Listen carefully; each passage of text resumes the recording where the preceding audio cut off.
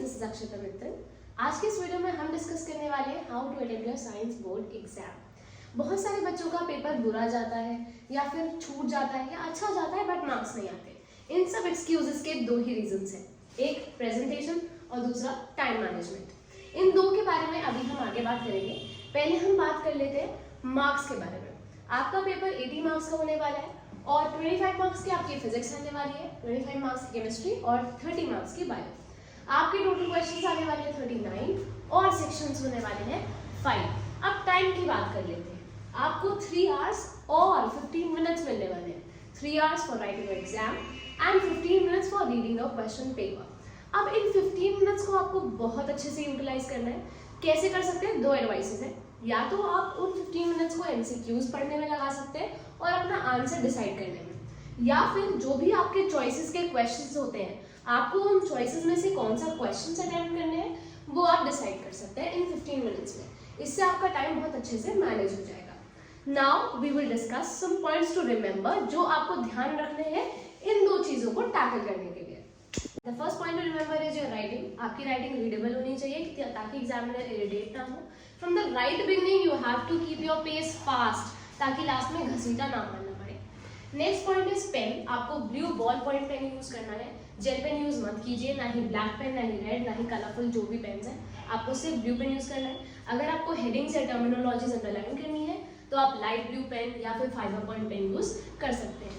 Next आपका आता है differentiates. You have to write the differentiates in a proper way. आपको डिफरेंशिएट्स में दो पार्ट्स में डिवाइड करना है अपनी नोटबुक को, पैराग्राफ्स में नहीं लिखना है। जैसे आप स्क्रीन पर देख सकते हैं, differentiate between arteries and veins में बीच में से पेज डिवाइड कर देना है और आर्टरीज का जो पॉइंट है उससे ही रिलेशन में वेन्स का पॉइंट होना चाहिए। Next gaps between. Next diagrams. आपको अपने डायग्राम्स पेंसिल से बनाने हैं, नॉट विद अ पेन, ताकि अगर वो खराब भी हो जाए तो आप इरेजर से उसे रब कर सकें। डायग्राम आपका एक पेज पे एक होना चाहिए और डायग्राम्स में लेबलिंग्स प्रॉपर होनी चाहिए। दूसरी चीज, आपको लेबलिंग्स एक प्रॉपर वे में करनी है। आपकी यहाँ लेफ्ट में और राइट में एरोज इधर उधर नहीं जाने चाहिए। एरोज की लाइन और यहाँ की लाइन सेम रहनी चाहिए। नाउ आप लेबलिंग्स पेन से कर सकते हैं, नो प्रॉब्लम। एक चीज और, डायग्राम के नीचे आप मेंशन करेंगे कि डायग्राम है किसका।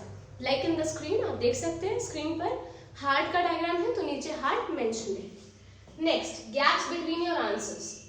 आपको अपने आंसर्स में गैप्स रखने हैं, like in MCQs specially. MCQ में क्या होता है, कभी कभी एक एमसीक्यू चेक हो गया और दूसरा एमसीक्यू छूट जाता है अगर आपने गैप नहीं छोड़ा है।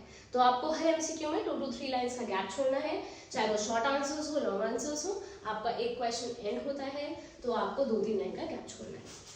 नेक्स्ट है आपका न्यूमेरिकल्स। जो भी आपके न्यूमेरिकल्स हैं आपको पहले विजुअलाइज करना है कि उसमें डेटा क्या क्या गिवन है।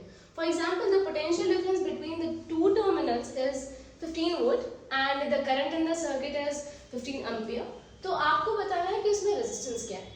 नाउ इस पूरे न्यूमेरिकल को बार बार पढ़ने की बजाय आप उसमें जो भी डेटा गिवन है उसे मेंशन कर लें। लाइक स्क्रीन पे आप देख सकते हैं, V is equal to 15 volt, I is equal to 15 ampere. आपको रेजिस्टेंस कैलकुलेट करना है तो उसके आगे क्वेश्चन मार्क लगा दो। Then you use the formula and then calculate your answer. फिर उसके बाद जब आपका आंसर आ जाता है आपको उसमें यूनिट भी मेंशन करनी है। यूनिट के मार्क्स होते हैं तो आपको ये ध्यान रखना है कि आप यूनिट मिस ना करते हैं। नेक्स्ट पॉइंट है आपका क्वेश्चंस का sequence. You have to write the questions, attempt the questions in a series as in question paper. जैसे क्वेश्चन पेपर में फर्स्ट से 39 तक आपको क्वेश्चंस दे रखे हैं, आप उसी सीरीज में कीजिए ताकि एग्जामिनर इरिटेट ना हो, क्योंकि उसको फर्स्ट थर्ड ऐसे चेक करने में बहुत परेशानी होती है। आपको अगर कोई क्वेश्चन नहीं आता है तो आप उसका स्पेस छोड़ सकते हैं। 4 to 5 लाइन्स बहुत होती हैं शॉर्ट के लिए या लॉन्ग के लिए। आपको पता है कि आपको उसमें कितना बड़ा लिखना है तो आप उसके हिसाब से स्पेस छोड़ दें और बाद में उन्हें अटेम्प्ट कर लें। Now it's MCQs. MCQs में आपको स्टेटमेंट भी लिखनी है against your option. For example, right the structure and functional unit of kidney. तो आप उसमें ऑप्शन में अगर आपका नेफ्रॉन है तो आप उस नेफ्रॉन को के ऑप्शन तो लिखेंगे ही और नेफ्रॉन भी लिखेंगे। Now cut with pencil, no fluid. अगर आपकी कोई भी गलती हो जाती है तो आपको उसे पेंसिल से काटना है। एक पैराग्राफ है उस पर सिंपली आपको एक स्ट्राइक लगाना है। अगर कोई लाइन है तो आप सिंपली एक स्ट्राइक लगा सकते हैं। फ्लूइड यूज मत कीजिए, फ्लूइड अच्छा नहीं रहता है नोटबुक पर। Now next is do not leave any question. अगर आपको कोई क्वेश्चन नहीं आता है तो प्लीज आप उसे मत आपको कुछ भी उससे रिलेटेड आता है आप कर सकते हैं। लाइक फॉर एग्जाम्पल नेफ्रॉन का ही ले लेते हैं, describe the structure of nephron, और आपको स्ट्रक्चर नहीं आता, फंक्शन आता है, तो आप उस फंक्शंस को लिख सकते हैं, क्योंकि लीव करने की वजह आपको थोड़ा बहुत मार्क्स उस पर ग्रांट हो सकते हैं। Now the last point to remember is revision. आपको अपने रिविजन के लिए कुछ टाइम बचाना होगा। उसके लिए आपको अपने क्वेश्चन पेपर को 2 hours 30 minutes या 2 hours 45 minutes में कंप्लीट कर लेना है, ताकि आपके पास 15 to 30 minutes रिविजन के लिए हो।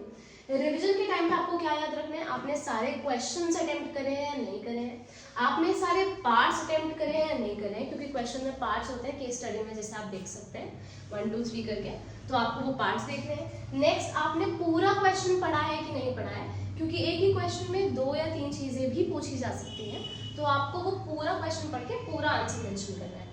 नेक्स्ट आप अगर किसी आंसर में बहुत श्योर हैं that your answer is perfect, आपने बहुत अच्छा आंसर लिखा है, तो आप उसे हाईलाइट कर सकते हैं, टर्मिनोलॉजीज को हाईलाइट कर सकते हैं, कुछ टर्म्स होती है उनको हाईलाइट कर सकते हैं with a light blue pen, जो आपको वीडियो के शुरुआत में ही मैंने बता दिया था।